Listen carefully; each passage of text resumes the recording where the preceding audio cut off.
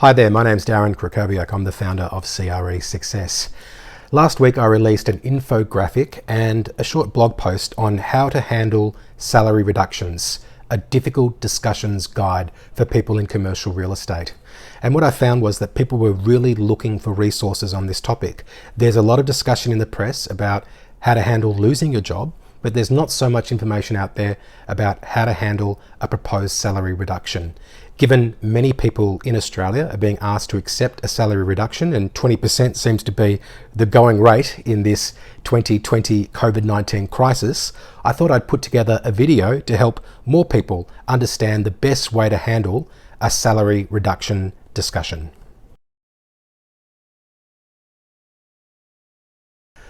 Point number one for individuals is to maintain a sense of perspective. It could, of course, be a lot worse.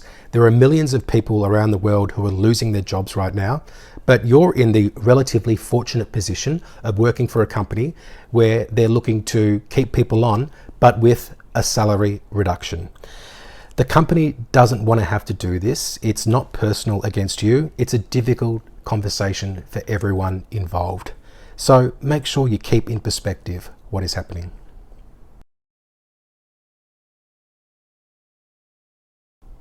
Point number two is to not let your emotions drive your response. So when you receive the information, if you feel upset, ask for time to continue the discussion further. You don't want to be in a position where you say something that you can't take back later. You want to make sure that you can respond in a constructive and unemotional way. And when you're ready to have that discussion about how the process is implemented, you want to make sure you're asking questions like, what are the triggers for when the salary will be reinstated? How long is the deferment for? And will there be additional upside down the track? You could also ask things like, are there other options apart from salary reductions, such as taking additional annual leave or working part-time temporarily? Be constructive, be part of the solution.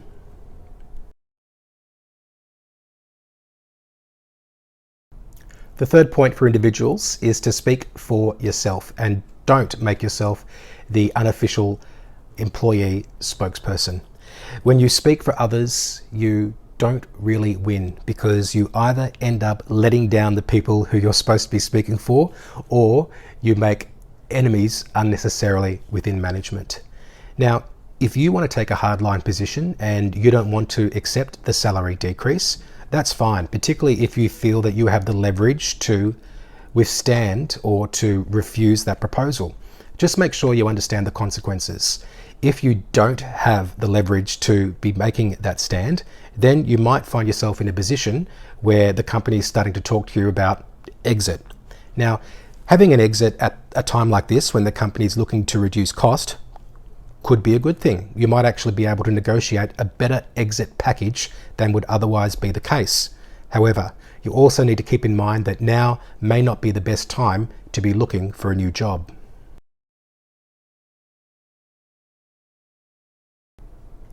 Moving to management, and it's important for companies to over-communicate and to give lots of information and context about the rationale for the salary reduction. So you want to make sure that people understand that the company is taking a range of measures to insulate itself from the impacts of COVID-19. You want to be explaining what the company's policies are in relation to salary reductions. For example, if more senior people are taking larger cuts, then put that on the table. Give people the context to understand what is going on. Are there other cost-cutting measures that are being put in place? Share that information so people understand the situation.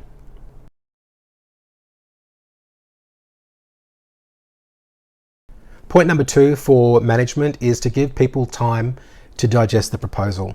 Now, they say that time heals all wounds. So if you tell someone that they need to accept a, for example, 20% pay cut, you probably shouldn't expect them to be happy about that situation. And perhaps putting them into a corner and saying that they need to agree within 24 hours is not really a way to have a productive discussion with them. Instead, give people information and then give them time to digest the proposal. If they need more time, 48 hours is probably a good amount of time for them to digest what you've proposed and then to come back and give some constructive feedback.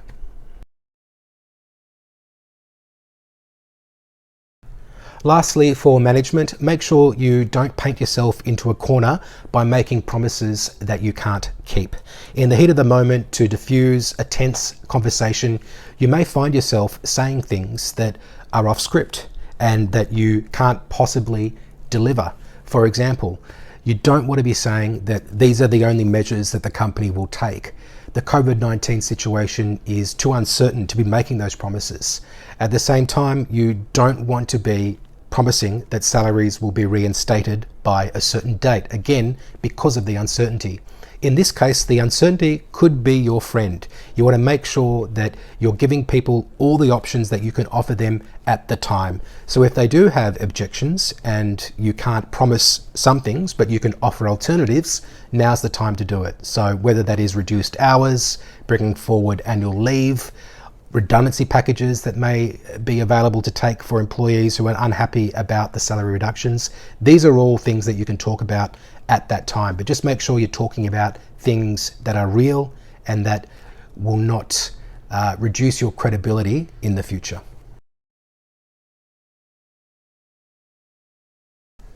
Well, there you have it.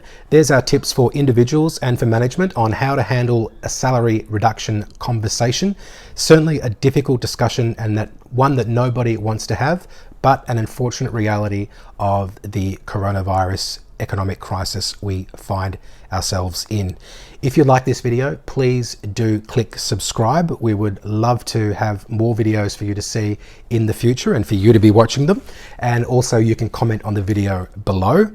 Plus, if you'd like to download our ebook, it's the 5 P's of commercial real estate success. You can visit our website, which is cresuccess.co. This is a fantastic ebook. It describes the 5 attributes which we believe contribute the most to being successful in commercial real estate. And 2 of them are preparation and professionalism. And they are 2 qualities which will ensure that if you are prepared and that you act professionally, you can have a more constructive discussion about a salary reduction. Thanks so much for watching this video, and I will speak to you soon.